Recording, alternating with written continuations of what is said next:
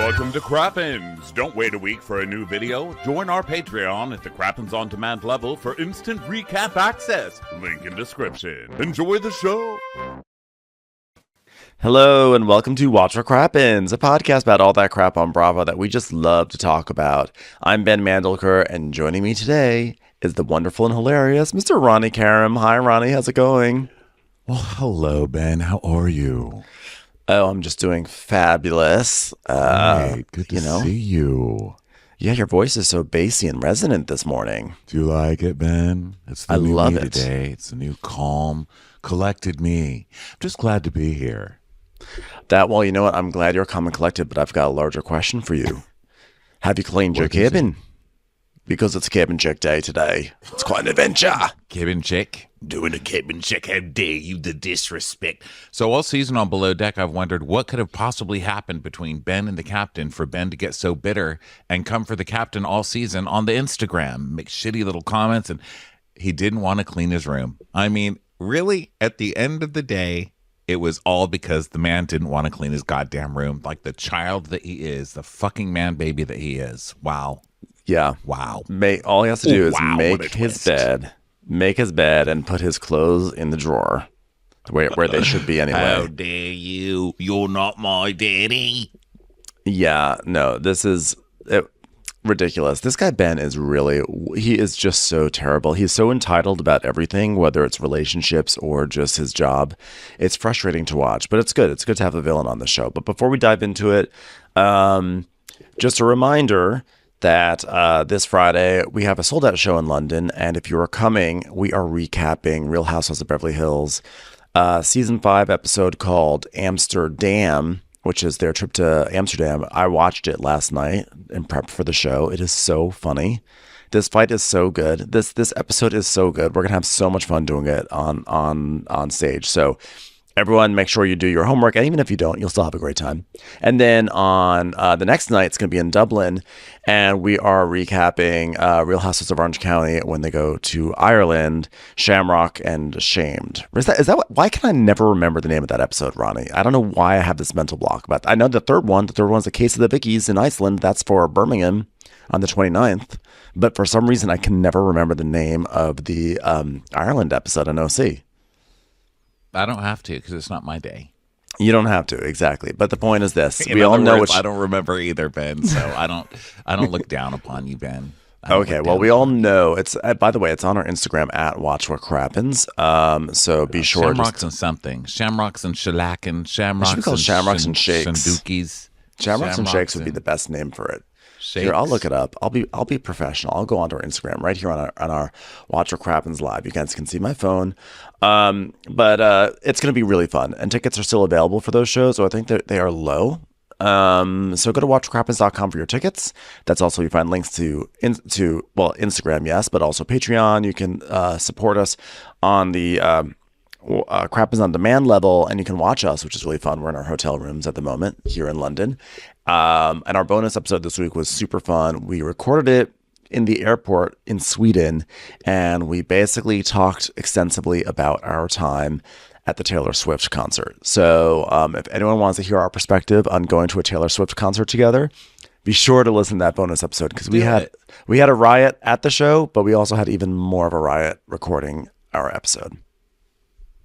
Yeah, sure did, guys. It was fun times. Taylor Swift, the Eras Tour. Eras. Yeah. So, guys, let's get to this Below Deck episode, shall we? It's enough. That's enough hoobly-doobly starty party. Hoobly-doobly. We've had enough of a starty party. Yeah, that's enough of a starty party. I just pinned, by the way, our European information on our Instagram. So it's the very first post. So if you are wondering what those shows were, etc., it is going to be up there on our Instagram. All right. Yeah. Okay, let's do this. It is 6:30 a.m. 5.5 hours before charter. Chef Nick is in bed. Dylan's above him in his bed. There's loud snoring going on because Barney Rubble in a Fred Flintstone in a Barney Rubble body is snoring like a Flintstone. Curtains are shaking in. Dinosaurs being woken up across the land. The snoring is loud. Dylan can't take it. So he wakes up the chef and calmly says, "Bro, your snoring is very, very loud. Chef wakes up and says, I'm not asleep. You cannot coax snoring out of a person by being kind. Snoring requires abuse and a pillow over the face. I don't know who taught Dylan that being polite would get rid of snoring, but that's not how snoring works. I would think that Dylan would want to burn an extra 4 calories by swinging a pillow across Chef's face, but apparently he was going to withhold. If you're going to snore, could you snore a little bit harder? Maybe get some fat off my belly. I really like the way you're snoring. You're really like seizing the day, but it's like keeping me up. Chef Nick says, I'm not asleep. Okay, I don't like when people are snoring deniers. I think it's hilarious when people are like, I don't snore. And then someone says, you actually did snore. And they're like, I don't snore. It's like, how are you the judge on this one? Did you record yourself sleeping? Because we are hearing you. Well, technically, he did not say he wasn't snoring. He said, I'm not asleep, meaning I'm not asleep because you just woke me up, you fuck. So he's just making like the sounds of a humidifier for fun. He's not snoring at this very second because you woke him up. He's like, I'm awake. I just goggle as my love language. Goggling is my love language. Yeah, the chef, snoring is serious. It ruins marriages. I have a friend whose marriage was ruined partly by snoring because the husband was snoring and refused to do anything about the snoring. And the wife was like, please do something about all these different remedies for the husband to try. He's like, I hate this and I hate that. And I hate this anti-snoring thing. And I hate that anti-snoring thing. And then denied the anti-snoring method so much that the wife was like, you are now denying my happiness with your anti-snoring stance when you're the snorer. I'm the victim here. You're not the victim. And they are now divorced. So let me just say, if you have snoring issues, take care of those issues. Because guess what? You're affecting the people around you. Okay? It's like people with babies. And that lady's name is Dorit Kemsley. So it's like, ladies and gentlemen, Berlin. I had $10,000 in my purse and PK snored right up into him. PK was... At first, PK was receptive to solutions because when I said you have sleep apnea, he thought I said you have sleep snacknea. But it turns out when he realized what I actually said, he was not quite so thrilled. So then, everybody's waking up because it's the morning. That's what you do, in theory. And so, in theory, I'm not sure I've actually achieved that myself, but even though I am talking, what that's like. I wake up at like 11 o'clock at night. I'm like, oh my God, I'm ready to live. Then I make a to-do list of like everything I'm going to accomplish in life. I'm like, I can write a book. I'm going to have a music career. I'm going to be in finance. And then I make this like list of goals and then it's over in 45 minutes. And then I'm miserable the rest of my life. I go to bed and then I wake up miserable again until 11 o'clock the next night. It's a vicious cycle of 45 minutes happiness in one day. So Chef Nick, speaking of vicious cycles, Chef Nick walks into the kitchen before he's getting ready. And then we see on the deck crew, there's going to be a deck meeting. And Ben's like, all right, charter number 9, guys, last one. As you can see, the preference sheets, the primary has just been divorced and she's celebrating her 50th birthday. So they're going to drink. And so Kyle's like, Jesus Christ. And basically they're talking about, there's a Reiki practitioner that's coming in. And Kyle's like, oh, my best mate's mom is a Reiki healer. And he's like, oh, really? He's like, yeah, I've done Reiki a couple of times. And by Reiki, I just mean lifted up my kilt at her. That's what Reiki is, right? Well, I've definitely got me bombarded by a hanger before. I've still got the question mark scarred on me ass. So Reiki, right? Yeah, so Kyle explained some of why he was doing Reiki. He's like, oh, it was just at a point where I guess I was looking for a little bit of healing. It opens up the emotions in your head, and I've grown a little bit more, I'm ready for new experiences, like ashing out a pipe not on the floor, but maybe in a tray. I don't know. Weird new things. There's no point in standing still. Move forward. Always move forward. All right, you know what, Kyle? I like you, but I don't like the kind of advice you're giving to the country right now. All right?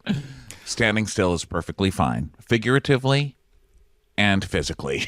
I believe in standing still. So anybody who needs support, please stand still more. Okay, we don't need more people moving around. Have you looked outside? That's all anybody's doing is moving around. Stand still, for fuck's sake. The movie is not called Walk and Deliver. It's called Stand and Deliver. I have to say, by the way, are we starting to suspect that Kyle is just an AI generated deck? Either. I hated that movie too. I don't like stand by me. Don't even sit by me. Just sit. Let's make a movie called Seated. That's it. It's not called Stephen King's The Walk. It's called Stephen King's The Stand. No, I don't even want that. I want the sit. If you're in a courtroom, you don't take the walk. All those people wouldn't have gotten infected at the end of the world if they'd kept walking around. If they had stopped standing up, and if someone just sat down, they never would have gotten the virus. Who's going to give it to you? You're not going to be around anybody else. Everybody else is out there walking, getting the fucking virus, dying. Wait, I like that. I like that your central premise was like when he says there's no point in standing still. You say, yeah, you should stand still because I don't want to walk. And then I said, yeah. It's not called walking; it's called standing. You're like, I don't want to stand; I want to sit. It's like you, because you missed it's like you scolded. I said, no, you missed the part because I said it shouldn't be called stand. It shouldn't be called whatever. It should be called stand. And then I said, no, not even stand. Sit. I don't like to stand either. Just sit. Okay, that makes much more sense. Either way, what I was going to say was that I really I've been standing a lot this week. Standing is bullshit, and I don't approve of it. And you know what? I'm knock-kneed. And knock-kneed people are not meant to stand for a long time. Our legs are already going like this. Do you know how much pressure is on my knees? I'm going to crush. I'm going to crush down, okay? I'm physically not built to stand or walk. I'm meant to just be seated with my legs crossed. We're just gonna have to get you like a little dolly, and you can sit on it. We'll push. I would love that. But I do think that Kyle may be our first like AI generated deckhand because I feel like everything he says has been like came out of ChatGPT. Like 2 weeks ago, he's like, "Oh, it turns out I'm going to go to Wyoming for a year and a half because I want to discover because apparently I'm Native American." And this week it's like, "Oh yeah, I do Reiki healing. My mother's friend is a Reiki healer." And next week it's going to be like, "Oh, one thing that's funny is that I actually won a championship in tomato jam. Yes, I can make it. I made it." I don't know what the accent's like turning very strange right now, but.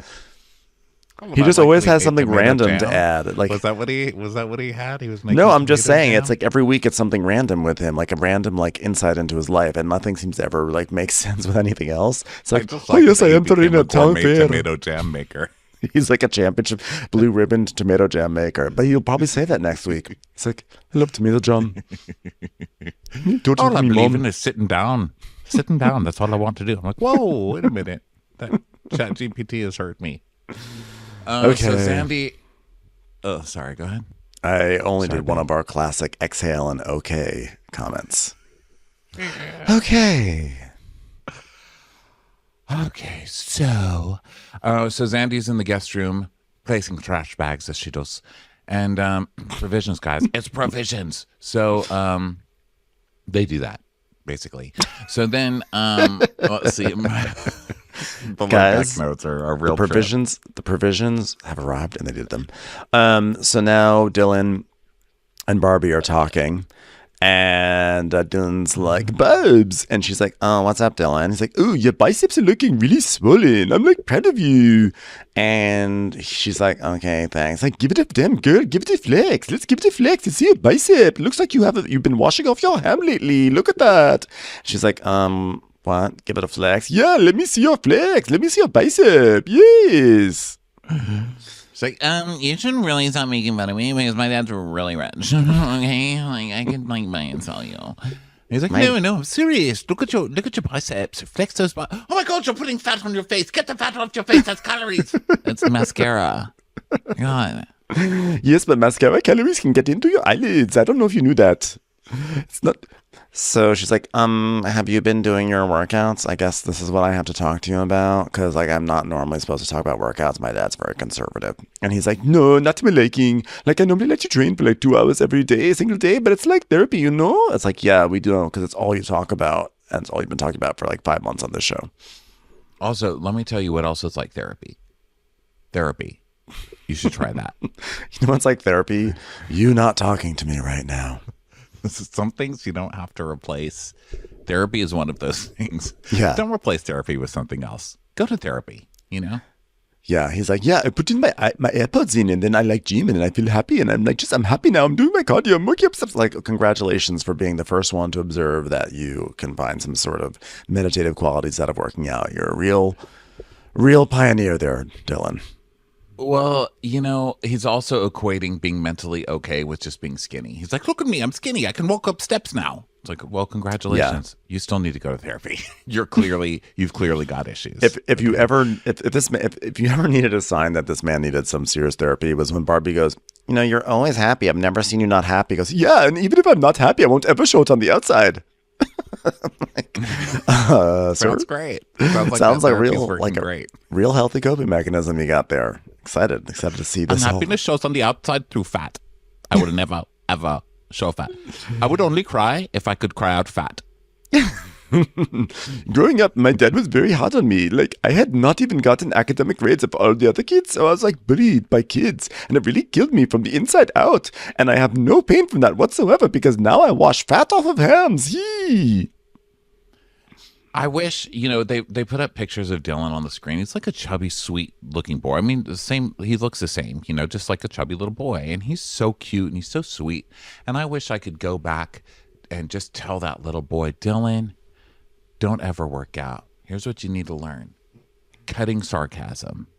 Okay, you're welcome. Now here's some M&Ms. Exactly.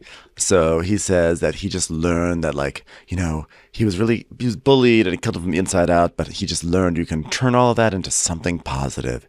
And that's why he goes, and that's why I'm generally such a happy person. I'm like, are you a happy person? You rinse off ham to avoid like 3 calories and you talk about how you repress all your feelings on the inside. I'm so happy I cannot stop being so happy. Please stop doing push-ups on my towels. I'm so happy. The only reason why I cry is because it gets calories out of my system. Crying burns calories. I'm not crying because I'm sad. Poor guy. So he kisses Barbie on the side of her head, and then wipes off any excess calories that the hair might have left on his tongue. Then hits his head on the door. Oh, fuck. Oh, yeah. It was worth it to lose those extra calories to bonk my head. So now we have Fraser. Healing the body burns calories. Now you're just pinching yourself on purpose. I gave myself a tip.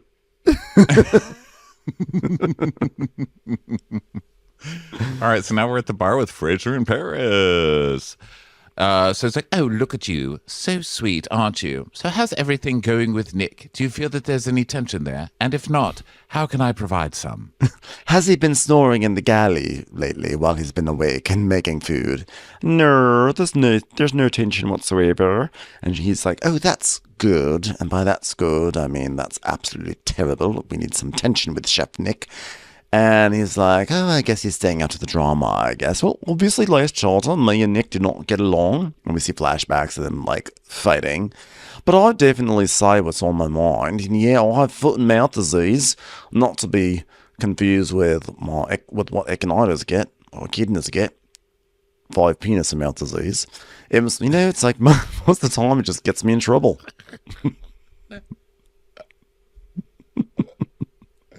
You've latched onto echidna dick, like echidna's dick has latched onto 5 vaginas at a time. Well, what's not to latch onto? It's literally the most legible penis of all time. God gave me 5 legible fingers on each hand. Actually, that's 10, I guess. Because I can't really count fingers. 8 fingers, 2 thumbs. All right, 2 of them are opposing. That echidna can actually burn 5 times more calories than a human.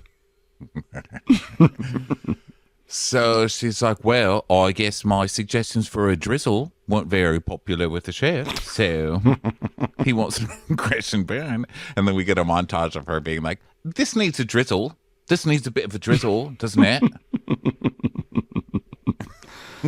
Going forth, I'm going to stay in my own lane. I'll keep my drizzle to myself. And if Nick wants to crash and burn, it is what it is. Yeah. Crash and burn with that lack of drizzle on a plate. So then it cuts to Fraser trying to fill out a word with like gold letters, and he goes, celebration is such a long word. So then Sunny and Ben are on the deck, and Ben like wraps his arm around Sunny's neck from behind, which I'm like, I don't know, they're just gross to me and sad and like terrible. And It really is all of those things. It shouldn't be that way when you see someone hug. no, It's like when you see people hug in when you see people being loving in prescription drug commercials, and you're like, oh, so manipulative and gross. Just gross to sell your, disgusting prescription drug. Maybe People it's like being- a prescription drug hugger. I hate prescription drug commercials because they're always full of strange whimsy, like balloons, like Claritin. I mean, Claritin does great work, but like, how many hot air balloons do we need? Like, why do we, like, what is that supposed to mean? Like, oh, good, I can go outside and look at hot air balloons. Come on. Yeah. So then Sunny and Ben are on the oh yeah, he's gross. Okay, so then we see Fraser doing his letter sign, whatever, people working. And then Dylan is at the front of the boat, and he puts his arms out like the Titanic, and he's like, I need some girl to hold me. Somebody just hold me. I'm happy. I'm so happy. So fat. So fat. I'm the king of the. Oh God! Have I gained weight? Push it down, Dylan. Push it all the way down and on the inside. Don't let them see you cry. So now Kyle and Sunny there's like a rat on the dock, and Kyle and Sunny are just standing over it, giving it sort of a burial, but it's more like I'm like, this just shove that thing into the water at this point. They're like sort of like rolling it over slowly with a broom, naming it Ratatouille, and then they roll it over. It turns out it's a girl. Just please, just put it in the water. It's been quite a week for rats on Bravo. So did you see the Kyle Richards rat video? Well, of course I saw it, but the thing was this: the first thing I saw was you did like a little fun thing on Instagram where you put that wasn't us. That was that Caitlin? That was Caitlin. Who Oh, well, works so on our Caitlin- social, who's amazingly talented. I will not steal credit from you, Caitlin. Yeah, Caitlin does you're a great diva work. and a star, Caitlin. She is We love you. wonderful. So she did a little video and put Lisa Vanderpump's face on the rat. But that was my first thing that I saw. I woke up and I saw that, and I was like, I don't understand this, because I had no context. I was like, okay, it's someone in a car, and then Lisa Vanderpump is on the edge. I was like, wait, I don't get this. But then I saw that it was Kyle Richards had taken a video. Yeah, so Made for much more those of you who sense. don't know what it is, Kyle Richards from Beverly Hills was in her car and taking just a video, because she's Kyle Richards. She's parked and like looking through her glove box, and you have to video everything because you never know, who's going to be, on your Amazon Live asking questions. So then she turns around and there's a rat on her driver's side mirror. And it's just sitting there on the mirror staring at her. It's the cutest cartoon rat. I don't think I've ever seen a rat this cute. It was adorable, this rat. And it's just staring. And then she's like, oh my God. And she's freaking out because she's Kyle. She's like, I'm a girl. I'm so scared of like everything. So she was doing that whole thing. I was dying laughing, and it just keeps going. And then she goes, why? Why is it doing this to me? And the rest just staring at her. It was like the best moment Kyle Richards has ever had on the show or off the show. Really well done. Well done to the rat. And now here it is. We see what happens when you fuck with Kyle Richards, because here it is. Now I was gonna dead say, you on see what the happens show. when you fuck with Carlton Gebbia, because that was a long game spell that she did. She's like, Carlton Gebbia was like, you may have run me off this show, but at some time when you least expect it, there shall be a rat on your mirror. Be careful who you call witchy poo, bitch. Yeah, so that was from Carlton, and now the rat's dead. So we see who's more powerful. Carlton may have witchery, but at the end of the day, Kyle has money. Money always wins. Money always beats witches.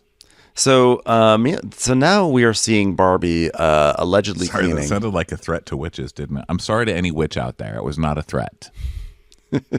Sorry, Ben, go ahead. Thank you. Please support the witches. So, Barbie. I support the witch community. Yes. You guys don't support the conditioner community. But, white rain aside, white rain stock aside, I support you guys. Listen, at least they believe in, eco-friendly travel. So, at least their carbon footprint is pretty good. Although one can make an argument that like they're maybe like affecting the rainforest with all their broom needs. So Barbie is cleaning allegedly cleaning. She's basically getting texts from friends. They're like, hey, and she's like texting her friend Monica, and Monica's like, hey, friend, I miss you. Call me. And then Zandy's cleaning. Zandy's, because Zandy's always cleaning. I mean, Zandy is such a good stew. She is literally a chief stew. She's chief stew level, and she's been doing third stew stuff the entire season. She hasn't complained once about doing laundry. She just cleans and does laundry, and she has that little smile on her face. It's not a smile. It's almost like, people have like resting bitch face. She has like resting content face, but the content that like her content is also like hiding really like perfectly judgy feelings about everyone around her, like accurately judgy. So she's just doing her thing, and Barbie She's is not hiding those feelings. Are you kidding? I think the contentment comes from like, it's called contented bitchy face. Mm-hmm.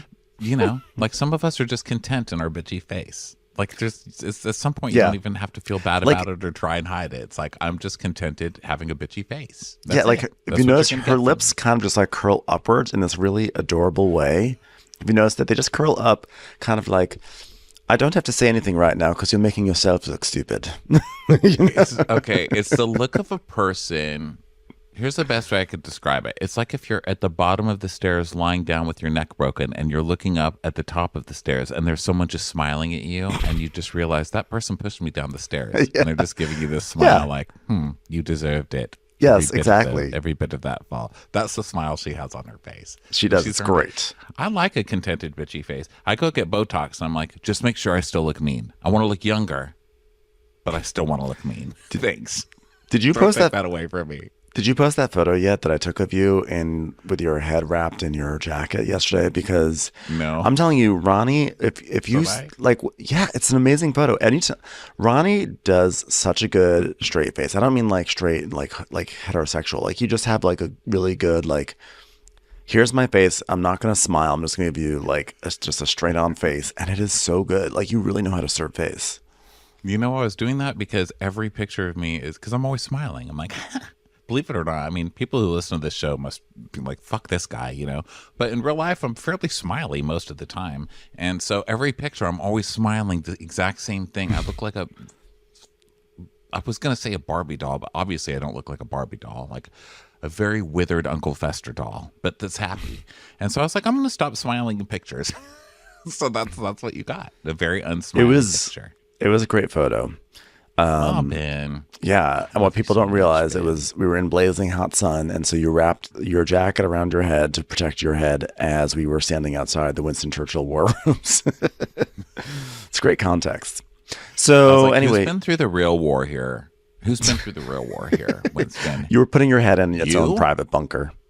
You have told a few people who to shoot, or me, who's been putting fucking tretinoin on his face for years now and getting chemical peels and is now standing in the sun about to age 20 years to see your fucking underground bedroom. I'm the one who suffered here. Where are people lining up to see my bunker? Well, as Myra Collier said, it was a lot. It was a tough time. He put his jacket around his head. That tour, can I say something? That tour... The tour's going along fine. That entire second half is like, now let's speak to Myra Collier again to find out what she remembers about the toilet seats in the bunker. I remember the toilet seats. We'd have to sit on them in order to go poo. And if we sat on them for too long, Winston Churchill would come on and say, get on with it. So we'd have to wrap up our business. And I remember one time I was in there just a bit too long, and that's when we got bombed. It's my own fault. No matter what time of day it is or what was going on in the war, whenever he sat down on this toilet lid, Winston Churchill's cell phone would ring. Every single time. Finally, he turned to me and he said, can I ever shit in peace? That audio tour. That audio tour. Half of it was this lady. It was like, this lady was probably I'm imagining one of the only surviving people from that bunker, which is why they interviewed her, which was great. She had amazing things to say, but they kept on the entire second half. Every time you thought you were ready to move out of the room, you'd be like, now one word from Myra Collier as she recalls what it was like to type on a typewriter. They're like, Myra, what do you remember about being stuck down here with all these grumpy old men for days?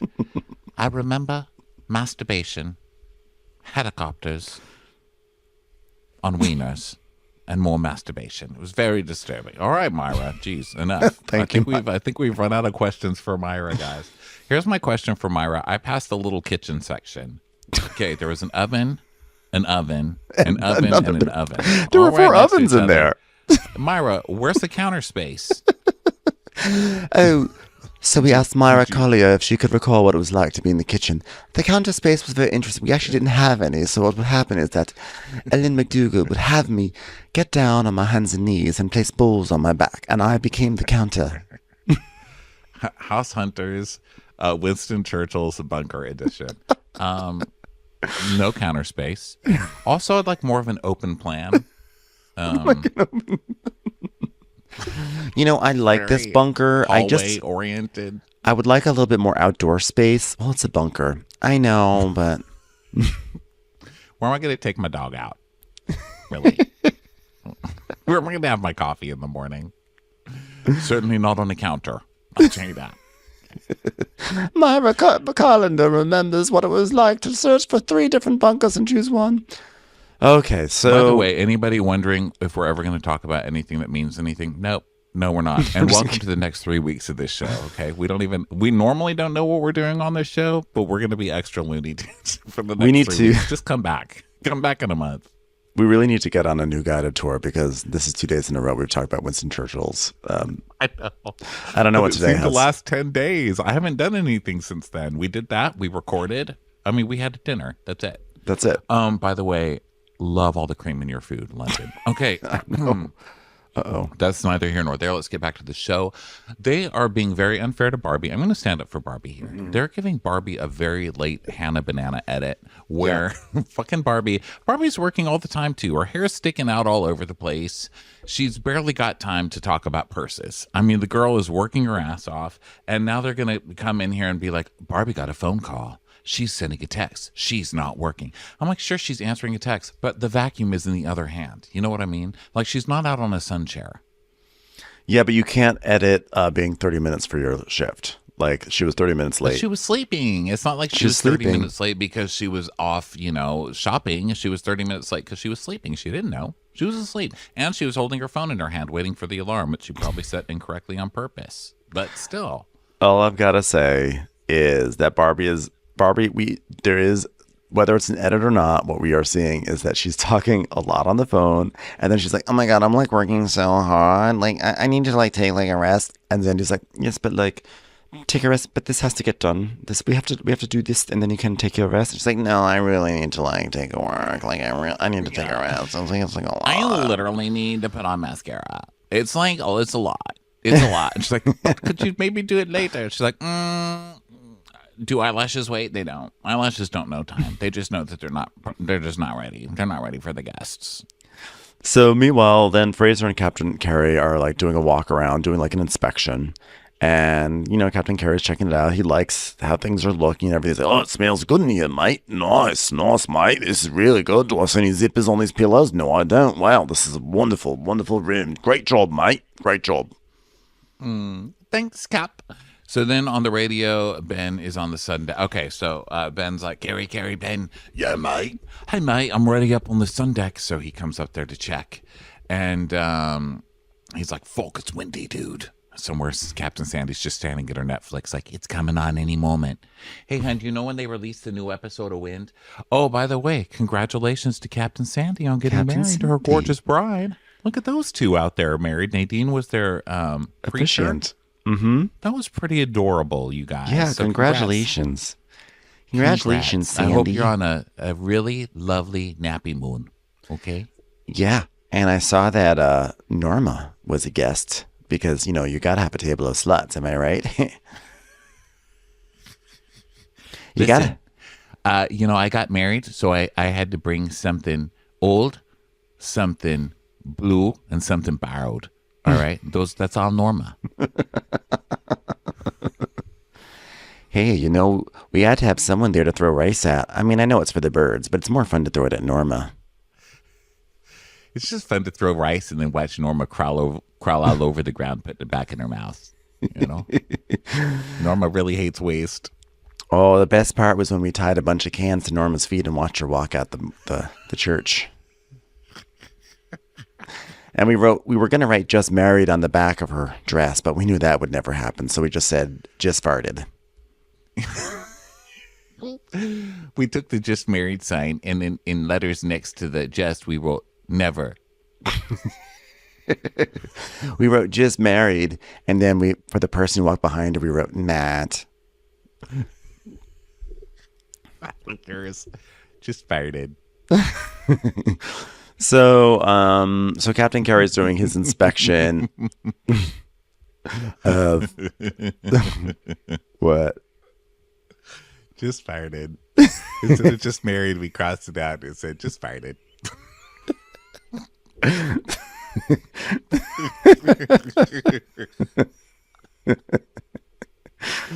That is stupid. Funny because it's true. So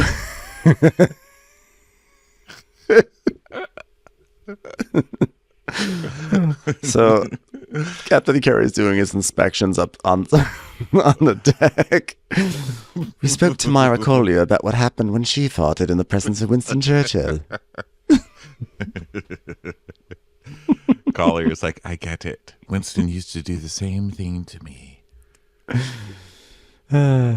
So Captain Carey's like, all right, let's sharpen these up, these drains. And Ben's like, copy, mate. And I want us to be very organised about how tidy this is down here. Like, I don't like how this looks right here. And that hose is that in that line needs to be neat. He's like, sure. And this is salty, dude. I mean, he's like, oh, Ben's just like, oh, yeah, well, it's supposed to, I guess it must not have gone a rinse before it came in. He's like, no, neither. Looks like this boat's been on an adventure and no one washed it off afterwards. Yeah, so, God, just like Norma. Talk about rode hard and put away salty. Jeez. So Captain Carey's like, all right, do everything I just said, which is your job. All right, great to see you. So he leaves, and Ben's just like, he gives that like rolly eyes where he like closes one eye and rolls the other one. Oh, he's just so smarmy and gross. Yeah. So like then, it's like, you just got a note, man. Just do your job. For crying out loud, it's simple. Rinse off your freaking boat. How long does it take to rinse a boat? Like a little boat, like what, yeah, he's just slacking all over. As we see through the rest of the episode, it's not just this; it's literally everything he's being asked to do, and then he's getting to be like that. Come on, calm down. Like he literally says right now, he tells Sonny, "So I guess I'm just gonna rinse things off every time then." Yeah. You're gonna rinse things off every fucking time. I know that, and I don't do anything. I don't do any kind of work. Not only do I not work on that boat, I don't work anywhere, and I still know you have to rinse shit off. Even I rinse myself off when I've been ridden that hard. Make an effort. Yeah, if you're like the dishwasher, and I find out that you're only washing the dishes every other time, I'm not gonna be a happy person eating at your restaurant. So Ben's like, because it's starting to piss me off. And he goes, it's like Captain Carey's got his knickers in a knot. It's the last charter. And it's like, just come on, Cap, just chill out. I just feel like I have to bite my tongue right to the end and just say, yes, sir, let's get on with it. It's a bit annoying. Yeah, you literally have to say, yes, sir. Yeah. That is your boss. And like, it's not a good look to be like, whatever, it's the last charter, who cares? Like, I get senioritis. I understand it. I've had senioritis before. But you're on TV. You're doing your job on TV. You got to do it perfectly.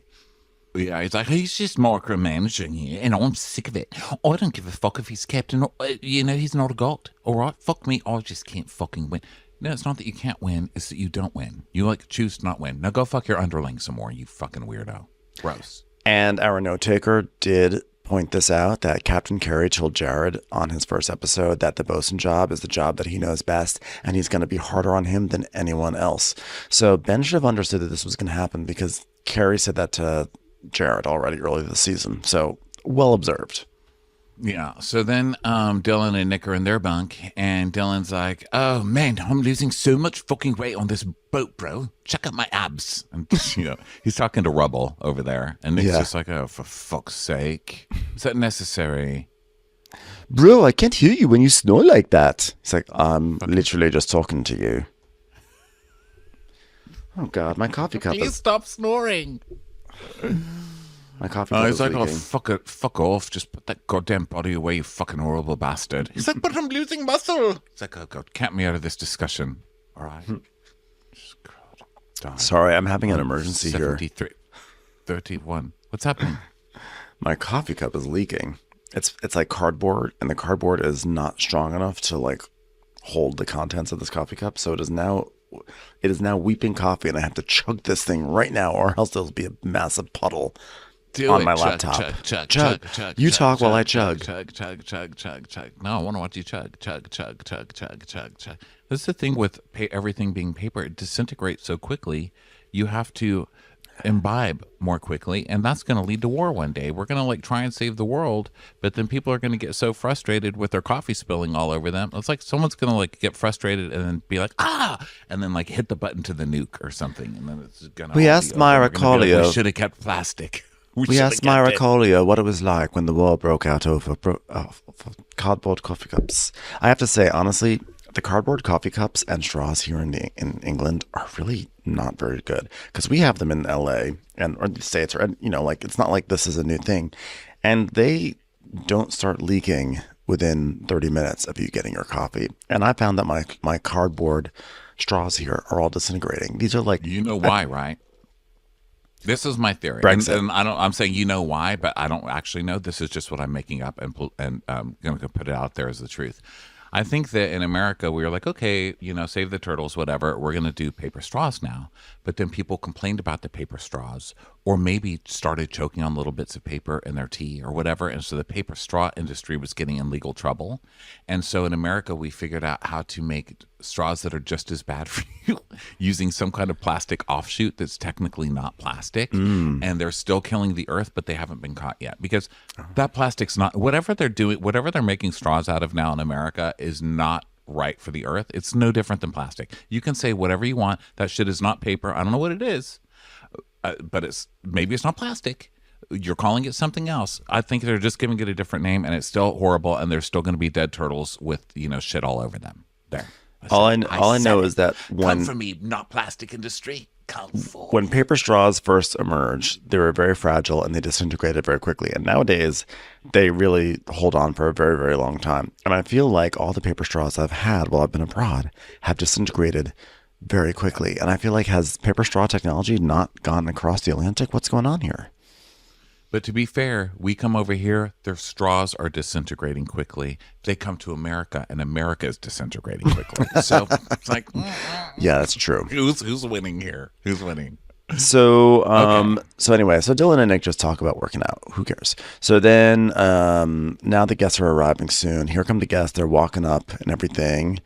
And Captain Carey's giving like a little bit of a pep talk. He's like, all right, guys, this is all ice charter. We've had a long season, so let's make this the best charter ever. I'm proud of everyone here, and you've all done a fantastic job, so I want a group hug before we start. So they do a little group hug.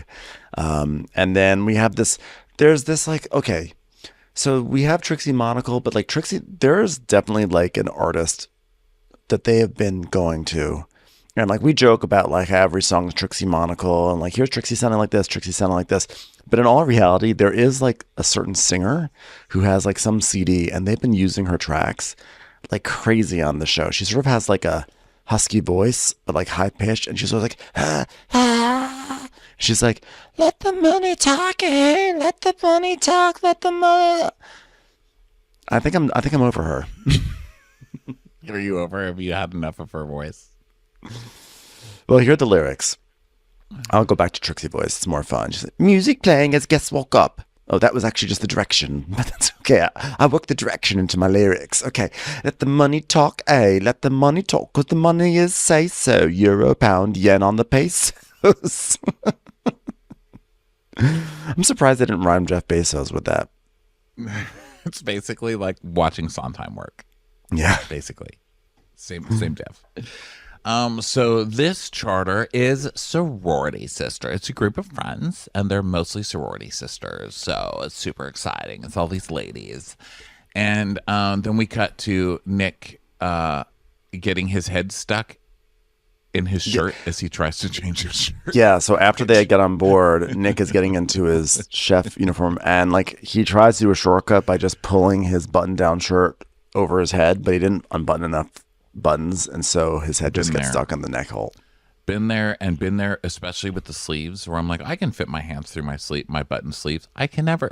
Have you seen my hands? Look at my hands, Ben. They're bigger than my head. Okay, they're not going to fit through button sleeves, but I still will try it a few times a year. I'm like, surely maybe my hands lost some weight, and then I do it, and then I'm like this, and then I'm trying to unbutton my button with like 2 fingers, and then my lazy shortcut turns into just minutes of me bumping into the walls. Stupid. I'm a stupid person. So there's a boat tour and all this fun stuff and everything, and then they're talking to this lady Michelle.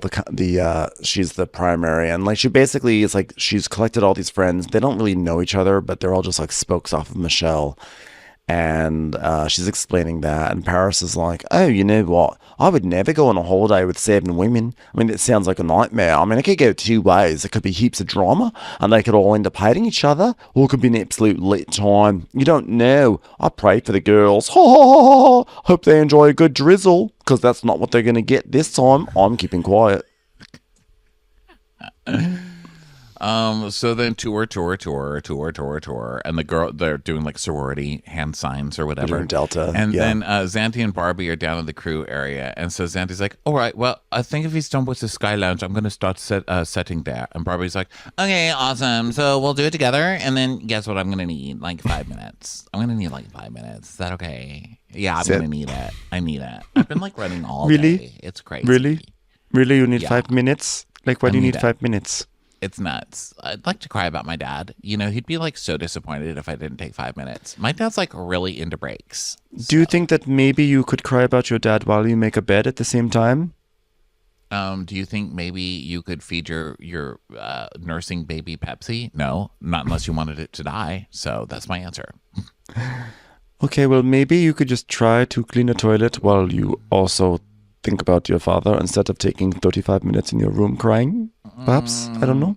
That extra 5 minutes is the difference between, coming up with the idea of carbonation and then just not coming up with the idea of carbonation. So do you think Coca-Cola's people didn't take 5 minutes when they needed it? Answer your own question. Take a sip of that Coke. I dare you. Yeah, so Barbie basically, she wants to put on mascara. And Xanthi is like, not about this. She's like, in fact, she even says, she goes, I don't have words. I think my face says it all. Contented bitch face. Who just pushed you down the staircase? It's a rhyme.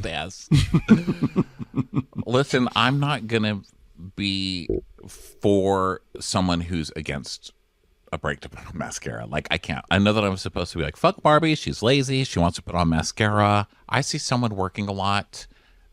You should get a break when you work. I mean, am I fighting for unions? Maybe this is just all because I care about unions. Fight for your unions. They're important.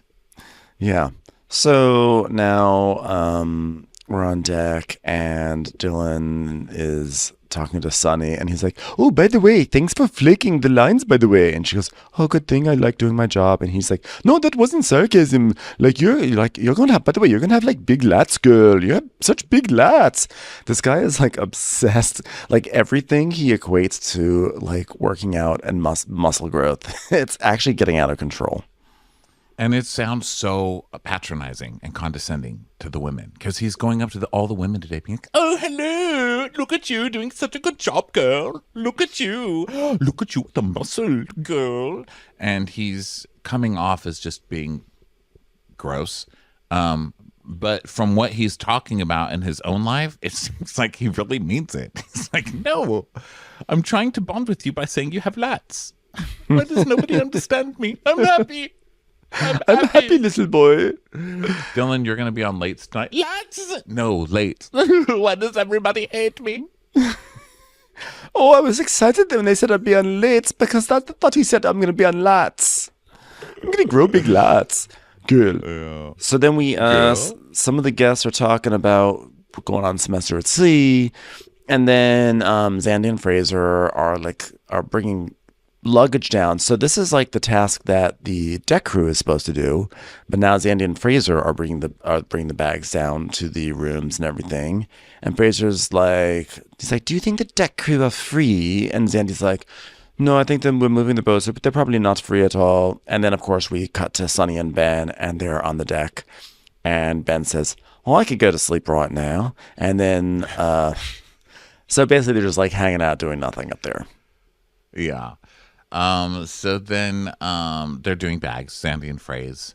And then we get some music. Now, this is my favorite recurring song. I thought it was a really stupid they song, love this especially song. especially because they play it a lot when they're cleaning. And I think it's an unfair song to play when people are cleaning.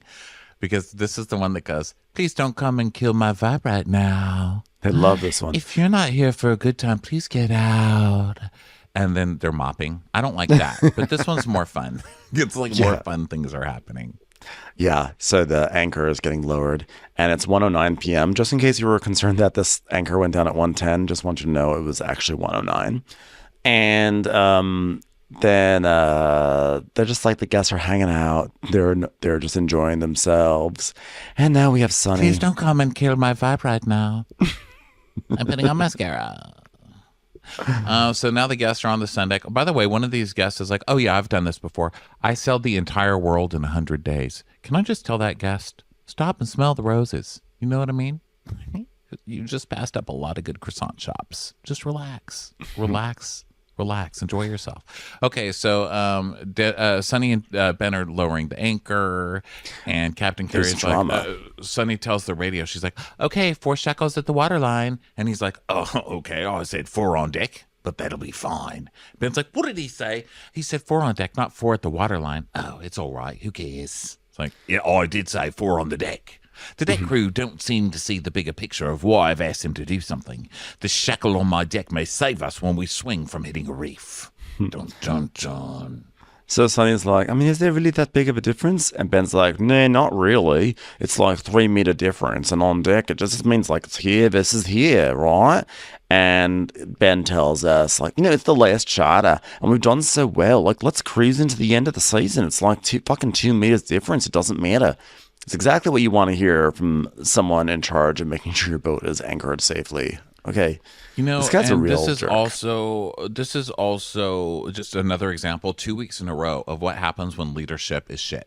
Because look what he's doing. Look what he's turning Sonny into with that example. And it's like what Fraser, because Sonny's like, "I mean, does it really even matter?" Yeah, it fucking matters, because the captain is saying it. Are you new? Are you new to this? It's like last week when Fraser was, the past few weeks when Fraser's telling Paris, "Oh, you better tell the chef. You better disrespect the chef and tell him he's garnish. Go for it. Do it." And then she suddenly turns into like all day being like, "Oh, really? You're not going to garnish that? Really? You're going to send it out like that? Get your food off my bar."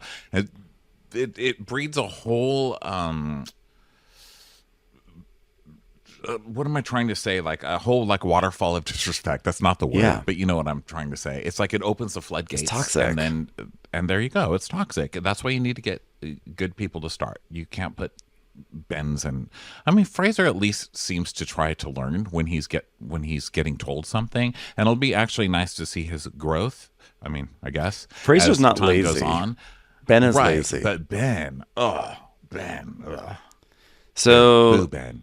Yeah, so now Fraser's talking to the guests to find out what time they want to have lunch.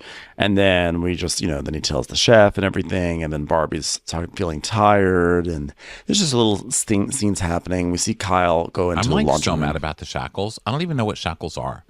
Like, I don't even know what parts of the boat these are, but I'm very upset about the shackles now. And I'm mad at Sonny, and I'm usually not mad at Sonny. I'm usually annoyed with Sonny because she's falling for Ben's bullshit. But I'm like annoyed with Sonny now.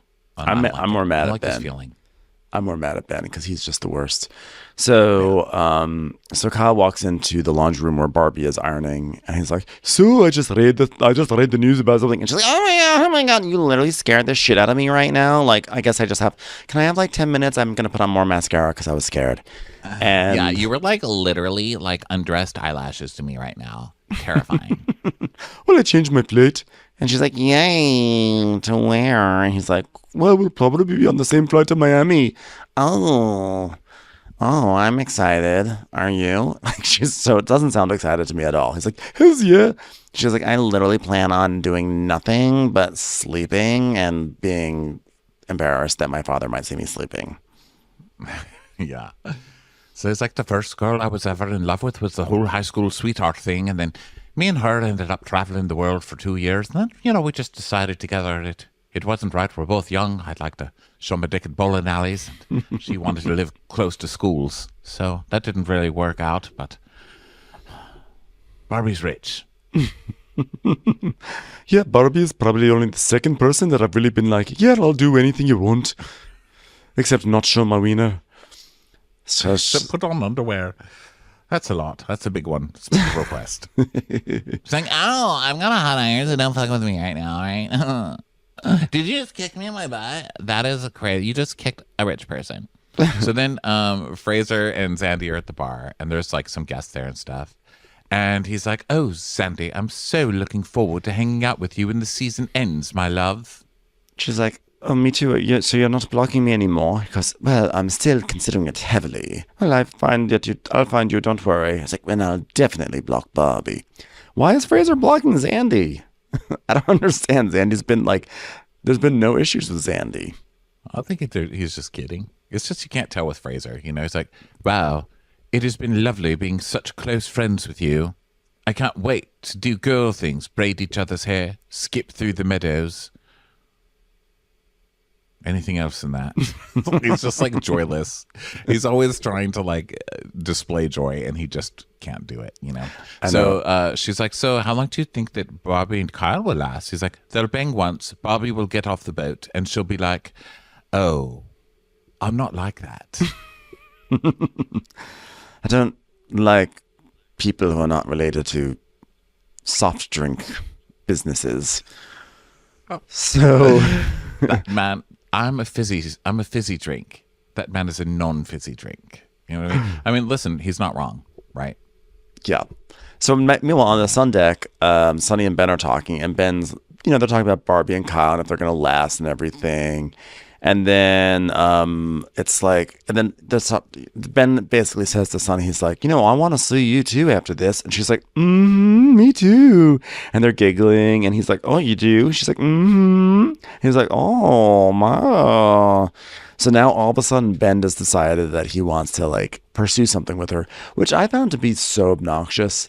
Like he's toys with this girl all season long, and then does this weird manipulation with Camille on social media, and then she has a reaction, and then he dumps her, and then makes her feel bad, and now all of a sudden is like, I want to be in a relationship with you, essentially. I want to date you. Like, this guy, like, I feel like you lose the right at that point, but of course she's into it. She's like, oh my God, he wants me back. Yeah, Ben's disgusting. I'm at that part of the season, like, I've ranted and raved so much about how disgusting Ben is that I'm just watching him peak in disgustingness. Like, doesn't even affect me. I'm just done. Like, I'm done. I'm ready for him to go away. And then watching how gross he's been on social media since then has just been so nasty.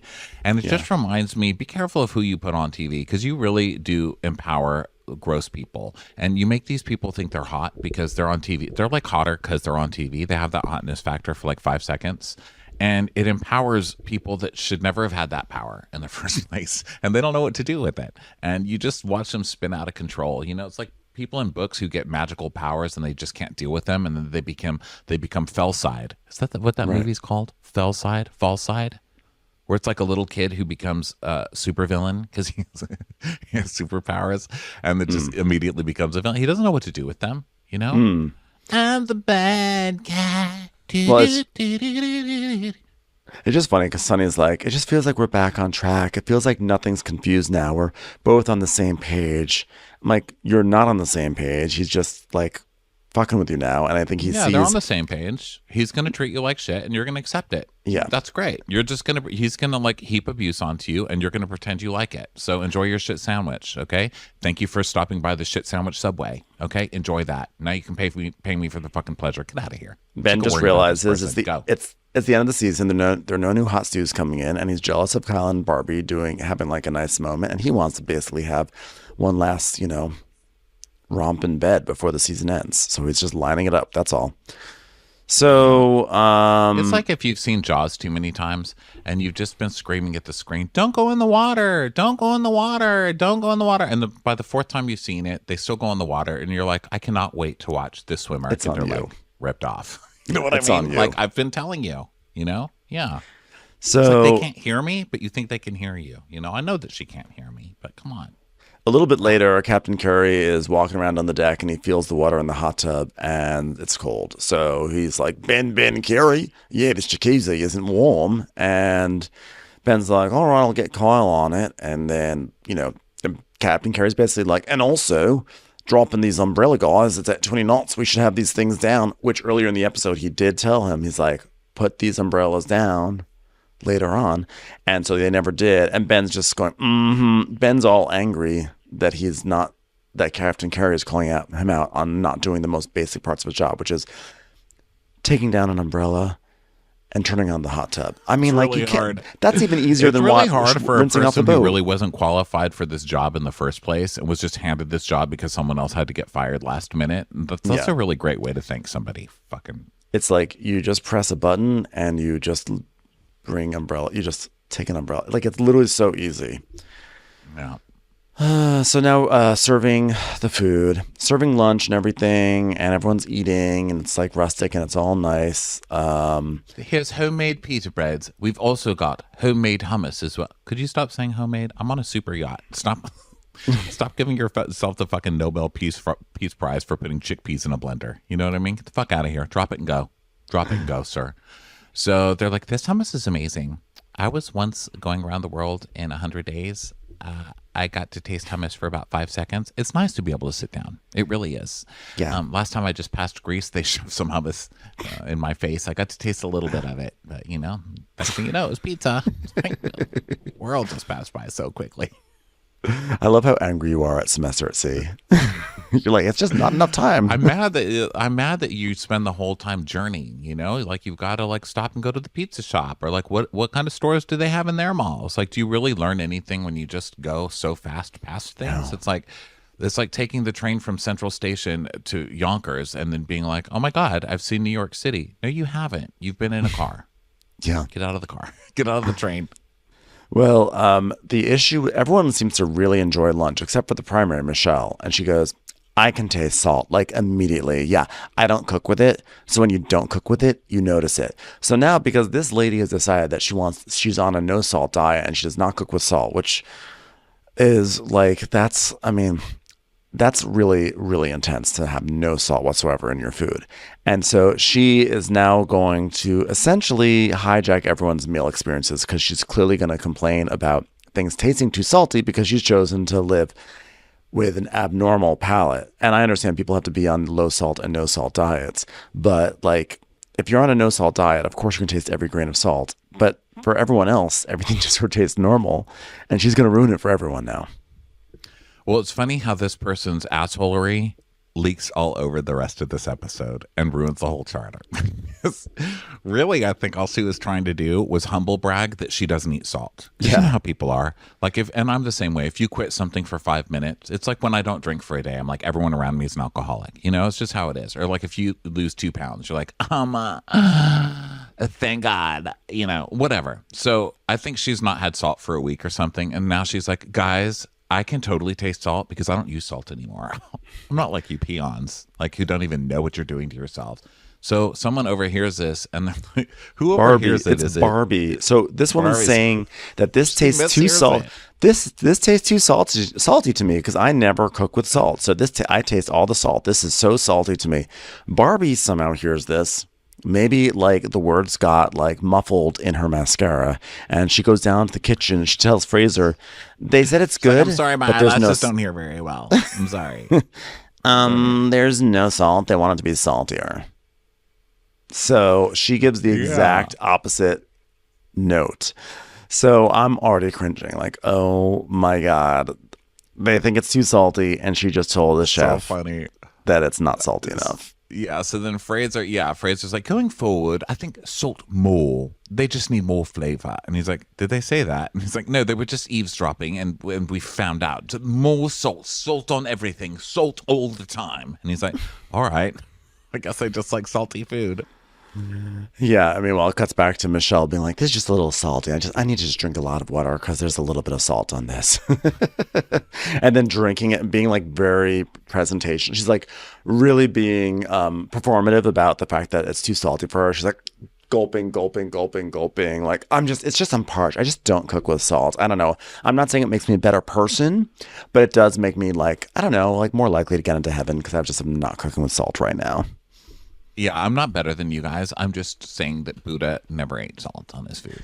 So. I'm just saying that like disgusting slobs eat at McDonald's and they have a lot of salt in their food. So if you're eating a lot of salt, you're basically a disgusting slob like a McDonald's eater. That's all I'm saying. And I'm not like that. One of the most requested condiments during last meals on death row is salt. Just saying, murderers love salt. You guys go ahead, enjoy your salt. Can I get some more water here? I'm dying. I'm dying of pedestrian cravings. That would be cool. Yeah, you know, I was speaking of McDonald's, I did find out the one who likes eating salt the most is Grimace. So basically you're a bunch of grimaces right now. Just think about that. Just look at Grimace and then look at like Ronald McDonald and see who's sexier. And then you come back to me and decide, make your own conclusions about your salt intake.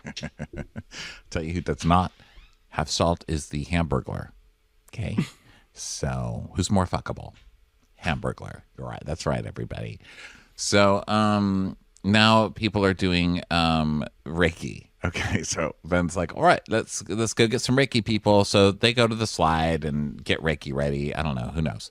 So then Barbie takes a break. So Barbie's like, can I go for a break? And Fraser's like, sure. And now we get another dun dun dun. Barbie's going on break. What a lazy hooker. So the Reiki thing is happening and they're setting up the yoga mats and everything. It's all good. And so now it's 5:25 and Barbie is 25 minutes late from coming back from her mascara nap. And Priya's just like, knock, knock, knock, knock, knock, passive aggressive knocking. Barbie, sweet Barbie, is she dead? Where the hell is Barbie? Are you dead, Barbie? Have our dreams come true? Have you left this mortal plane? You know, we all get so exhausted, you know, but doesn't mean we get to slack, okay? So get the fuck up, babe. Get up now. So, oh my God, I'm awake. Oh my God, mascara, are you awake? My mascara's still sleeping. Can you get some water and pat on my mascara? Thank you. So then he's all mad, muttering to himself. He's like, half an hour late to work. Hope she's had a nice nap. So then the ladies are doing Reiki some more. And someone's like, okay, the Reiki healer's like, hi, I've been initiated into Reiki here in Granada from an 86-year-old Trinidadian Reiki master. Okay? Does that mean anything to anybody? 86 years old. That makes it more impressive, right? Very old person initiated me into Reiki. This person's been tapping foreheads for 86 years. Anybody impressed? Yeah, it's just, I guess my Reiki is just like a little bit better than most people's Reiki because I learned it from an 86-year-old. Yeah, I learned how to tap a forehead from an 86-year-old. Did the old woman eat salt? Yes or no? I think so. I do not trust this Reiki. Fuck that old woman. So now we have we have a scene of Nick who this is a nice like short film scene. Nick is eating. This really is. This has a nice little arc. Pressure of being on TV for the first time as a person who's not 20 years old and working out all the time, which is something we don't see on Below Deck ever. I don't think we've ever seen it, you know? Yeah. But so here we go. Nick, he's in the crew mess. He's eating a sandwich by himself, looking like a sad Barney Rebel. And he's like, yachting. You know, it does take a toll on your body. There's going to be a lot of time where you just miss a lot of sleep. It's a lot of pressure. The 30s are amazing. The 40s like a little bit like, okay, well, what have you done with your life, you know? I'd love to be retired. Go surfing every day. Just really live a happy life. You can snore in peace. Not always chase the money, you know what I'm saying? And then he just is staring at his sandwich. And he's staring at his sandwich and he's just finished it. And he's like, oh, fuck. I'm going to have another one. I'm having another one. He's like, I'm doing this and I'm doing it on camera and I don't give a fuck. I'm 41. Don't know what I'm doing with my life. Still on a boat. My life is literally afloat. I don't know where I'm going, but I sure know where I've been. And guess what? All I know is I need another fucking sandwich. I've been to paradise. But has paradise been a sandwich that's about to go into my mouth? It hasn't. Get over here, paradise. I'll fucking eat you. I'm never having abs. The window for that's closed. So if I'm not going to have abs, I might as well have another sandwich. So guys, back to Reiki. This breath allows us to be in the present moment because the mind, it gets busy, okay? Let your mind be thoughts. Let those thoughts be like clouds. Let those clouds float by. Uh-oh, the clouds are floating into a bun, eating the bun. Why is the chubby chef eating our clouds of joy? Can someone remove the chef? Give me more of the top clouds. They're delicious. Then Paris brings out some green shots to the ladies and everything, and they do these shots for sisterhood and gratitude and gratefulness, and like, wow, these shots are pretty salty if I do say so myself. What heathen would drink these? Am I right? What Jabba the Hutts would even put this in their mouths? Am I right? Anyone? No? Oh, okay. Okay, so Dylan is grabbing some food with Sunny, and they're eating vegetables, and he's like, "Ooh, food, baby, yes, food." Oh, Romaine, You've got nice lats, Romaine. You've got nice lats. Doing a good job there, Green Monster. This lettuce will really help you develop some good muscle tone. So they're eating. And Ben is on the Tinder boat with Kyle, and they're just like I think they're bringing the lady back or whatever. So now the guests are in the bar area and they're drinking, they're having fun, and the primaries are asking Fraser about what the plan is for tonight. So just like standard things happening on the boat, etc. And Barbie's setting the table, and they're just sort of arranging the start time for dinner and everything. And Chef Nick is talking about how he's going to be doing some French cooking tonight, and he's making like a very classic kind of green salad. Everything is green, and this is a very standard French thing, and he's really excited to be doing this, and he's going to do some risotto, etc., etc., etc. So then Sunny and Dylan are talking about what to do after the season, and he's like, well, I can apply for a normal visa with my current boats and go to France, although they use a lot of cream in France, which is fine as long as you don't have the bread, which I would never do. But, there's flour and things in France. Can we just talk about the location and not the calories? All right. France, the land of cheese. I love cheese. Fortunately, cheese made me fat one time, and Daddy was mean to me about it. I'm happy. I'm happy. So then he's like, that was me doing push-ups. Sorry if anybody thought I was seizing. So Dylan's like, so Sunny, are you gonna go with Benny? And she's like, yeah, I'm definitely gonna go back to Miami, and I'd like to see Ben afterwards, get to know him outside of being my boss, And she says, and he's like, oh, so would you say you've fallen for him? And she goes, my guards are up, but I would like them to be down. Sunny, how have your guards been up? Your guards are so. This is not the image of someone whose guards are up right now. This guy who treats you like shit, and then you're now excited to go to Miami with him and see what life is like. And I'm not victim blaming. I'm just saying you can't say your guards are up right now. At the very least, the guards are nowhere up. Yeah, guards are not up. So she's like, we all know that boatmances don't really transfer well in the real world. I don't know what that sentence was, but you get it. You get the phonetics of it. And I just want to say, I'm really nervous about that. Oh, now you're nervous? Really? You think you're worried that he could be worse than he is now? But let me tell you something. You're saying boatmances don't translate in the real world. Have you noticed that your boatmance hasn't also translated in the boat world either? No. Yeah, it's not working out. Let me tell you how trailer mances go. Those can get real rough. Okay, you can't even drive away half the time. They're staked into the ground. Okay, they're hooked to a sewer line. Okay, they're not as mobile as the name would imply. I'll tell you that much. Okay, so she's like, he's so my type. He's like, he's sporty, he's athletic, he's confident, he's hairy. I was like, well, maybe look beyond someone's hair and body shape when you choose. I know it's hard. I know it's hard when you're younger. I think at a certain point, everyone's just hairy. At least when you're me, that's not really an option anymore. It's like, well, he's hairy. I like that. Well, I hope so, because they all are at this point, And she says, I'm looking for someone to love, and I want a man. I don't want a little boy. I want a dominant man who knows what he wants, and respects his woman and treats her right.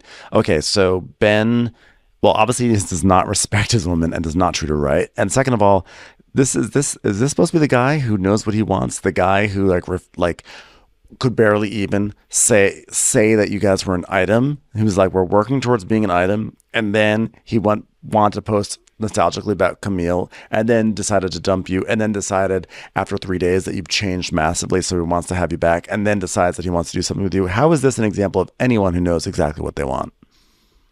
She's like, you know what a real man is? A real man is someone who only closes umbrellas when he wants to. Yeah, exactly. So speaking of which, so Captain Carey, he goes walking around and he goes up to the sky deck, and all the yoga mats and pillows are just up there scattered, just a mess. And he's like, oh no, this looks like shit. This is not good. It's an anti-adventure. Yeah, so he goes into the crew mess with Dylan and Sunny. He's like, the flybridge guest area is messy right now. We do not eat when the guest area hasn't been cleaned. Are we eating? Dylan's like, oh my God, no. No, Daddy. Not eating. Not eating, Daddy. I'm sorry, Daddy. I'm sorry. Don't eat. And Sunny's like, oh, God, nice way to end the charter season. So they rush to clean up and stuff. So then Captain Carey meets Ben and Kyle, and he's like, Flybridge, went upstairs, water bottles, shit everywhere. And the other two deck crew are eating. And then it cuts to Dylan and Sunny, and he's like, if we're going to get in trouble, I want to look sexy. And he's like, I don't know, doing something with his hair. Posting in the window. Yeah. His hair. Yeah. And Captain Carey's like, well, we can't have guest areas incomplete. And Ben's like, that's fair. What are you, the Empire? I'm not asking you if it's fucking fair. Go do it. I don't need your judgment on what I'm saying and whether or not it's fair. What the fuck is wrong with this person? I hate this guy. So Captain Carey is getting annoyed, and he's like, I'm just fucking speechless. Like, it's not the first day. They know what's expected of them, and it's like, where's this coming from? Why aren't you doing your job? And so now, like, Ben is all pissy about this because his whole crew is being called out, etc., for not doing their jobs. And Captain Carey's mad, and he's like really fuming. He's like, this is ridiculous. I mean, just what the fuck's going on? I'm pissed. Stuff is falling apart. So, there's going to be some retribution on Captain Carey's part because Ben is and Dylan tells Ben, he's like, he had to go with us. He had to go. And so now Ben's even more riled up against Captain Carey. So then the ladies get ready for dinner, and it's Paris night and everything. So then Sunny and Ben are outside, and Ben's like, are you annoyed with the captain? And she's like, no, I get his point. And he's like, oh, well, he's just in a mood. I sort of categorize him as military. There's no traffic cams that say caution ahead. It just comes like that, just on your head, The earth just drops, and then you're in the shitter. And then we see Captain Carey being evil, like, oh, hello, do your job, please. Hello, do your job. Hello, welcome to your job. Maybe you could do it, please. I was like, oh my God, what a monster. What an absolute monster. Yeah, and we see flashbacks, like you said, of all the times when Ben has messed up, and Captain Carey's like, don't do that. Like, I'm sorry, this is not a situation where there's no traffic cameras and, or traffic lights, whatever, and things, like, out of nowhere, he gets this aggression. It's, like, very simple things that you should be doing and you're not doing, and he's getting annoyed. So then now Sonny's saying the delivery could be worked on. The reason there are traffic cams and traffic lights, because otherwise the cars are just all running into each other all over the place, which is basically what you're doing with your shitty fucking skills. Like, you're terrible. You're not doing your job, sir. Okay? So, cars just can't be wandering all around hitting each other. They fucking put up rules for people like you. So now, meanwhile, Nick has prepared this really lovely green salad, and he's talking about, he's like, well, French is on the menu tonight, and this is how we learn it in fine dining. I've worked in Michelin-star restaurants. There's lots of work to do, though. Here's a picture of me looking young and fit when I still had promise and excitement and hopes and dreams. 15-hour days, you do anything less than that, you're not really working in a decent enough restaurant. You might as well be working in McDonald's with people who eat salt. You know what I'm saying? High five, Michelle. A lot of stress, but you get a buzz and adrenaline that you're always chasing. The sort of adrenaline you get when you say, fuck it, I'm having a second sandwich. Oh, the rush. The rush. Some of us Wonder Bread is like heroin, and I'm mainlining that shit day in and day out, and guess who's apologizing? Not fucking me. All right. So then we go to the Sky Lounge. The ladies are waiting for dinner, and they're making fun of the primary because she has glasses, and they make her look cross-eyed. They're like, oh my God. And she's like, how dare you guys? You've obviously never sat with somebody off salt before because your jealousy is showing. So this bloated bitches. So the lovely salads come, and Michelle, the primary, is like, does this taste like arugula to you? And someone else is like, it is, Michelle. It is arugula. And then someone goes, it's like There's baby nothing else arugula. that looks like arugula. This was cracking me up. They're like, is this arugula? You guys. Arugula, Jamaica, ooh, I wanna take ya. So then one lady, she clarifies. She goes, it's like baby arugula. And then someone else, and she's like, it's very peppery, very peppery. So Michelle goes, let me ask you a question, Fraser. He's like, yes, of course. She goes, I hate arugula. It just tastes really nasty. Do you have like maybe some sorbet without salt and arugula? Something that like stupid people don't eat? I don't know. I really need to cleanse my palate. She needs a palate cleanser from arugula. I can't with this lady. That's the most ridiculous thing I've ever heard. I have some water. Would you like to maybe swish that around your mouth? Fucking sorbet. Get out of here. Is it seawater? Because that's just a little too salty for me. And fattening. Okay, Dylan. Dylan, just stay over there. So then he goes to the kitchen and he's like, the primary doesn't like arugula. And he's like, was that on the list? And he goes, no, they just said that they don't like it. He's like, well, if it's not on the list, I can't do anything. Like, how am I supposed to know? And Dylan's like, 100% boss. You're so talented. Go, boss. Go, boss. You're snoring right now. Not mate. I'm still not asleep, mate. Sorry, I think I hear something. It's did you eat a sandwich? I hear sandwich digesting. It was a sandwich digesting. Two, actually. Meanwhile, Paris is cleaning a toilet bowl downstairs, and she's like, this bowl has an STD. Oh my God, come look. The toilet is pissing itself like all this yellow stuff just came out. It's peeing. It's alive. Not what I want to hear on a super yacht. Not what I want to hear about the plumbing on a super yacht, that it's like emitting yellow water into the toilet bowl unprovoked. Yeah. So the guests are joking about salad. They're like, just as long as it's not arugula. And so Fraser's like, all right, can we move as quickly as we can with the main? Because basically you've almost murdered someone with a arugula rocket. All right? Can we not rocket these ladies? Can we get something just fast, and make them forget? All right, here we go. Next course, lobster with saffron risotto and lobster bisque.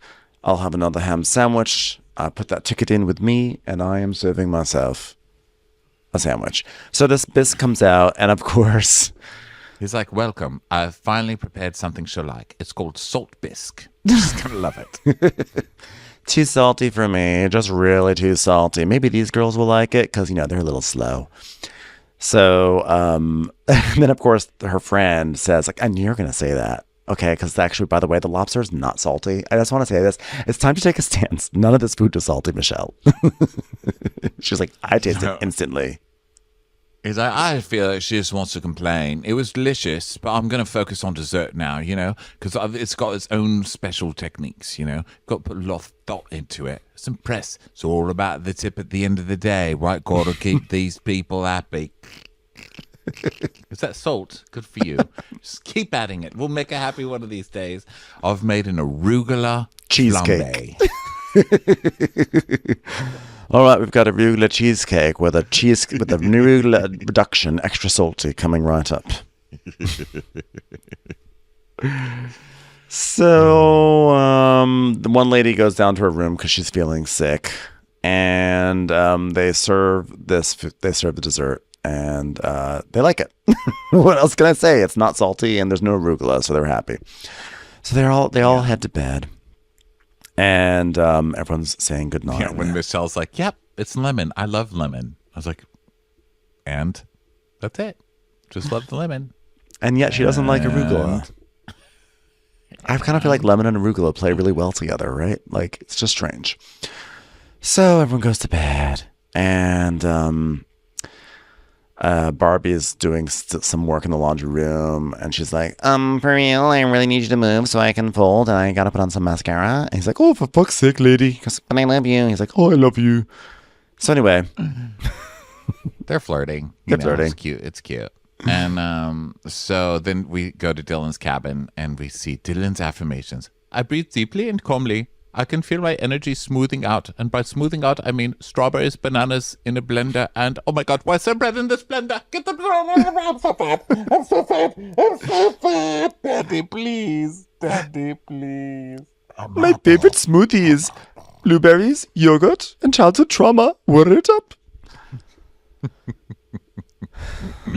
So now it's the next day. Time to get up. And everybody's tired because, it's almost over. So the captain's on the bridge on the radio. It's like, crew, let's get this show on the road. Also at 6 o'clock tonight, cabin inspections. Make sure everything is in order. Dun, dun, dun. Because now he's pissed. And he's like, okay, let's see who else is going to just try and be an asshole to me on the last day. Exactly. And Sonny's like, cabin inspections, are you serious? I'm like, Sonny, your roommate is a stew, so it's going to be cleaned for you, so don't complain. So then everyone's like, everyone's annoyed because this is essentially a punishment, right? This is because deck crew is slacking off and they are kind of giving attitude. So he's like, fuck it, I'm going to show everyone who's in charge here. And he says, we have standards to be upheld throughout the boat, standards of cleanliness, tidiness, learning Turkishness, and we are now due for cabin inspections. Make sure there are no fire hazards, emergency escapes aren't blocked, and it's part of health and safety that we all do this. And Ben's like, on charter, I'm not fucking cleaning my room. I've got to look after the guests. I've got to get shit done. That's not happening. I'm not doing it. And he gives this one eye roll. Yeah, Ben, looking after the guests all that time. Okay. Yeah, look at Ben. Look at all that service Ben is giving. Yeah. He's like, as he's massaging his underlings from behind the whole time. So Carrie's like, I don't care if it's the last 2 days of charter. You're only as good as your last day. No excuses. Adventure. So they're serving breakfast and everything, and it goes well. And Barbie spills her iced coffee on the floor. So that's great. And then Fraser serves. Oh no, he's getting the primary wants an eggs Benedict with no salt. Surprise, surprise. And meanwhile, it's like, wonder why such a fantastic lady got divorced. I know, right? All right. So then on the lower, and by the way, this poor woman, because none of this is her fault. She said she didn't like the salt. So that was the only problem. They misunderstood it. Now they're making this woman out to be the biggest villain in the world. I mean, you can't really villainize somebody for not liking arugula. You know what I mean? But the salt thing isn't really even her fault. For that, we should villainize Barbie. Let's throw Barbie off the boat for that, but not for just wanting to put on some mascara. You know what I'm saying? Okay, so then Sunny is talking to Kyle, and she's like, so are you going to see Barbie after this? And he's like, well, I've already pushed my flight back. I'm going to spend the week with her in Miami, see what it's like outside of this. I think it's going to work out. I think we're pretty good. I really do. I can't wait to get to meet her dad and say, you want to shake my hand? And then, whoops, I put my dick in his hand. That's going to be hilarious.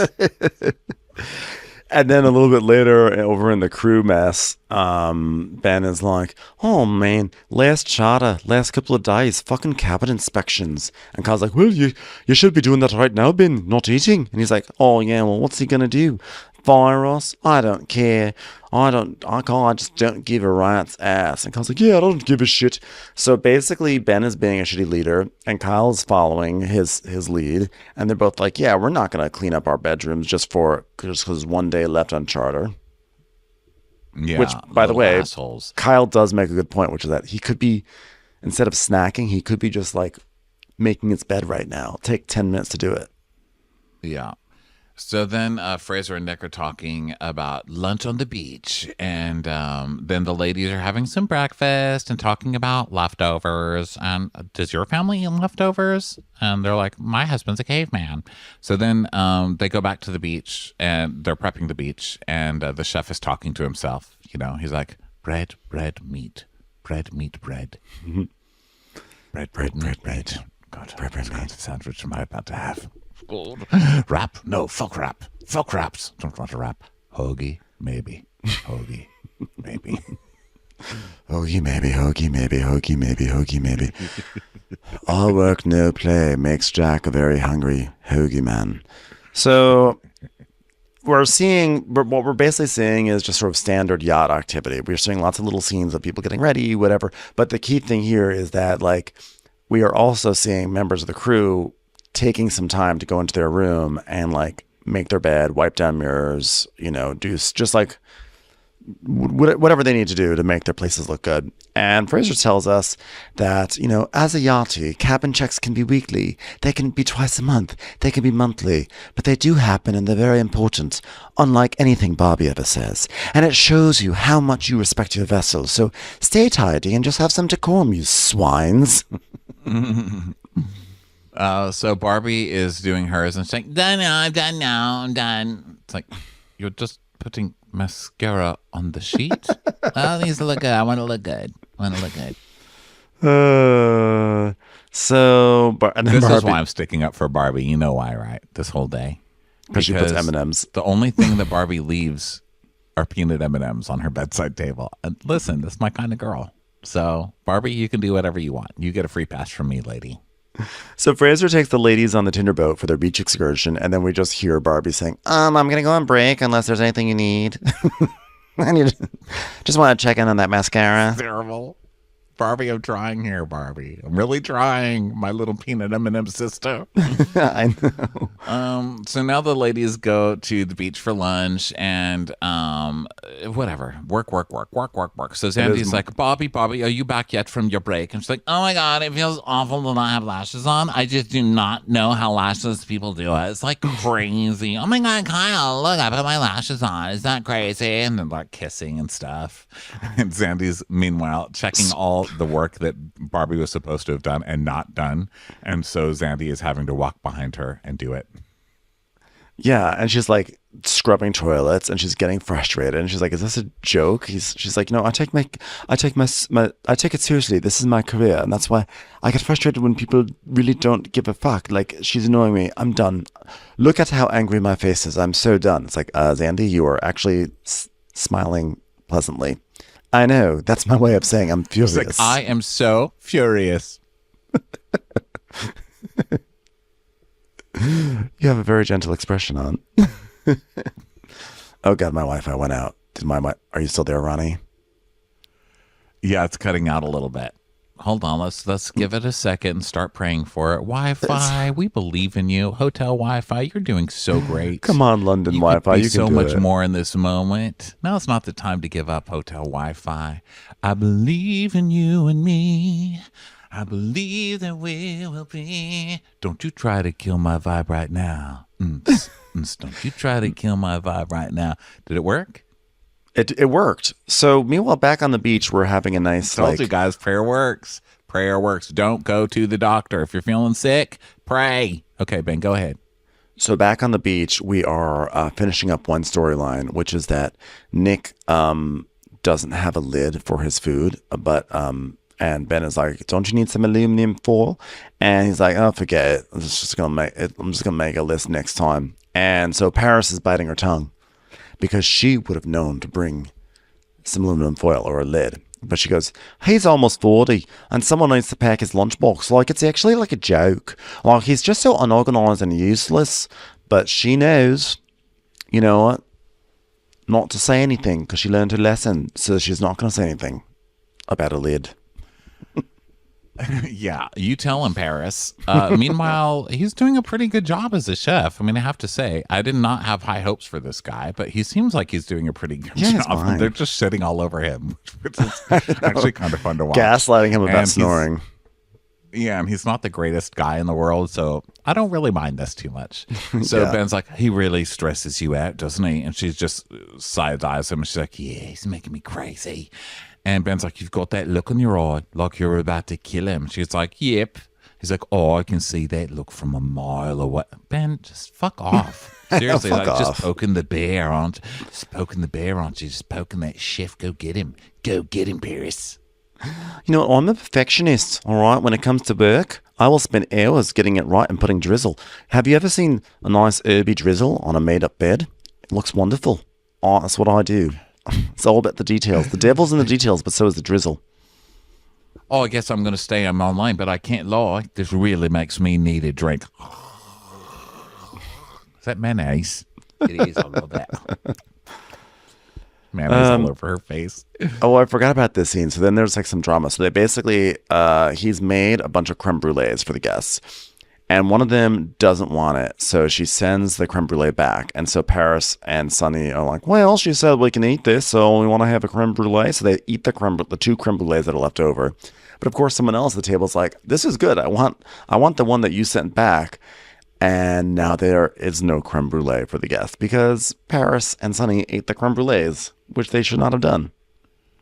Well, by the way, I have to say, Fraser is watching them eat the creme brulees. And he's like, oh, and they're like eating them. And he's like, oh. And so when they ask for it back, he goes, and this is why we don't do this. It's like, yeah, but you have to tell them not to do it. You're standing right there. I mean, should you have to? No. But you were right there, bro. So he goes, you need to go tell her. So she's like, all right. So I think Paris, we get a commercial break here. So we're like, oh my God, we're terrified. What are they going to do with Paris? Which of course are like so nice. They're not going to do shit. But it's funny how Paris deals like it. So she walks up to her and you're like, oh my God, what kind of apology is Paris going to come up with? And she goes, hey, you told me I could eat it. I know. All Paris had to say is, I'm so sorry. Did you want a little bit more of that arugula creme brulee? Like, oh, no, you know what? Never mind. Have I told you the chef has put extra salt into this one? Damn it. Just eat it. So I hope you all enjoyed your salted arugula creme brulees today. It's your favorite thing. So they're actually really cool. She handles it well, and Fraser's like, and I said this is why we don't eat the food, and they all laugh, and they're like, you know what, Paris, we give you the creme brulee, and they're very nice about it. I would have been like, ha ha ha ha ha ha ha, I want my creme brulee. So now the chef is back in the boat. Everyone's heading back, and it's like time to get more, like the chef is getting ready for dinner. There's more peanut M&Ms going around. And Dylan, so basically it's work time, right? So Ben's like, oh, for fuck's sake, and now we've got cabin checks. Come on, dude, can't you see the bigger picture? We're busting our ass here. You're not. You're like playing around when everyone else is cleaning their fucking room. And I can't believe it's like to the point. I feel like this whole month is about shithead men on Bravo. Mm-hmm. It's like we've got Summer House, you've got Kyle and Carl being shitheads. You've got Vanderpump Rules, you've got Tom and Tom just being disgusting. Then you come onto this show and it's devolved to the point where it's literally a boy stomping his feet that he doesn't want to clean his room. Right. And we're seeing him being... At least your man baby shit has been somewhat subtle in the past, Bravo. But come on. And he's complaining that he can't do cabin checks because he's got so much work to do. He's got to focus on the guests. And all we're doing is seeing him being like silly with Sunny and, you know, just like goofing off and everything. And Kyle is just like eating a fudgesicle or something like that. So now it's time for the walkthrough at 6 p.m. walkthrough. So, you know, Captain Carey sees Fraser's room, which of course is like perfection. So he gets like a 10 because apparently we're also grading these. You get a 10. And he goes to another room. Gets a 7, like Zandy and Paris's get a 9. There's like 9s, a 7. Everyone put in some sort of effort, you know? And then he gets to Ben and Kyle's cabin, and bed isn't made. Shit is just on the bed. It's a shit show in there. And Captain Carey's like, whoa, what the hell is going on here? Like, didn't even take it seriously. And, you know, like he's furious, understandably. Yeah, he's pissed. And I like that he's rating everybody's things. Like, this is a 9, 7. That's a no for me, dog. Yeah. No for me, dog. So he's pissed off. And so he's like, I'm very old school. There is a hierarchy. You don't have to understand why your superior makes a decision. You just got to do what you're supposed to do. You do not ignore cabin control you. Just cabin check in Turkish. There's no bigger fuck you to a captain than to go against what he says. So Captain Carey calls those two douchebags into his office. And he's like, I want you to come up to the bridge right now. So they're like, Kyle's like, all right, well, it's time to face the music. So, which is funny. This is one of those moments where the guys know they did something wrong. And now they even say, time to face the music. And then they get called in. And their version of facing the music is to be like really pissy about it. It's like, you're not facing the music. To be surly little fucks about it. Yeah, totally. I'll let you face the music. Captain Carey, would you do the honors of this song? Oh, I've got it, mate. Hand me that microphone. Don't you try to kill my vibe right now. Don't you try to kill my vibe right now. So did you guys not take seriously the inspection today? And Ben's like, well, we were working. He's like, well, I mean, it wasn't just like a little messy. It was just fucking rude. Every single person on this boat went to their cabin. Chef broke out from cooking food. He broke out from putting arugula and heaps of salt on top of that brownie to do this, all right? And Interior went and done their bit, and you're fucking boasting, mate. Just fucking blatant disrespect. And I've shown both of you guys respect, and I've been out there fucking busting my fucking ass to help you guys out. And this is the way you say fucking thank you. Yeah. And of course, Ben's just rolling his eyes like, no, he didn't really help out at all. Yeah, he is. He's making a shit face. And this captain made you a fucking bosun, you loser. Also, I like that Ben, part of his social media stuff that he's going on against Captain Carey is like, Captain Carey was saying that I wasn't prepared to talk about, and that makes me look really bad in the industry, and a real captain wouldn't do that, like publicly try to shame you and make you look bad in the industry. That could hurt my professional what do you think this does? When you won't even do a fucking cabin check, and then when you're called out on it, you sit there rolling your eyes and like sucking your tongue. Fuck off, dude. I hope you never get another job again. Although you're nearing the age where you can't anyway, because the other day he's like, well, that guy's 40 and still on a boat. So, this guy sucks. He's terrible. Terrible. Well, it looks like next week is the season finale. So we're going to see how this all shakes out, which is to say it's not going to shake out well. I was pissed because they were showing the season finale clips, and Ben's still there. I really would have loved Captain Carey to be like, fuck you. I don't fucking need you on this boat. Dylan should have been the bosun in the first place. Go. Bye. I hope that Captain Carey says, I can't give you a recommendation for the future. And I hope so, That would be wonderful. And that would explain why Ben is being such a little douchebag dipshit on social media. Face. Well, anyway, what a great feeling. So it's so great to be here in London, and instead of seeing the sights, we just get to rant about Ben instead. So everyone, thank you so much for being here. We really appreciate it, and we'll hopefully see a bunch of you later this weekend live here in London and Dublin. So thanks for being here, and we'll catch you on the next one. Bye. Bye.